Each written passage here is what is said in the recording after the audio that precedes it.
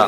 এমন একজন মানুষকে আপনি ভোট দিয়ে নির্বাচন করলেন, যে মানুষটা আপনার ভোটে জিতে চুরি, ডাকাতি, খুন, মার্ডার, জেনা, থেরেববাজি, চিটিংবাজি, ধাপ্পাবাজি, মাগিবাজি, যত হারাম আছে সব করে বেড়াচ্ছে।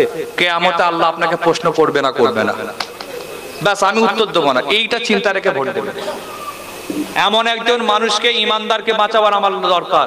কারণ আখেরাত আমাদের দুনিয়া আসল নয়, আসল হচ্ছে আখেরাত। ঠিক বলছি না ভুল বলছি? দুনিয়া আসল নয়, আখেরাত আসল।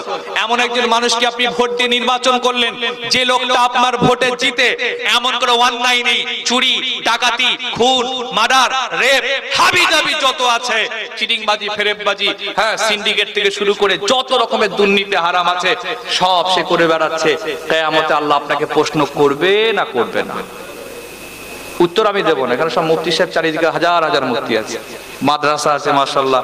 এই মাদ্রাসাতে আমার আব্বা দীর্ঘদিন সুপারিনটেন্ডেন্ট পদে ছিলেন। কি বলে?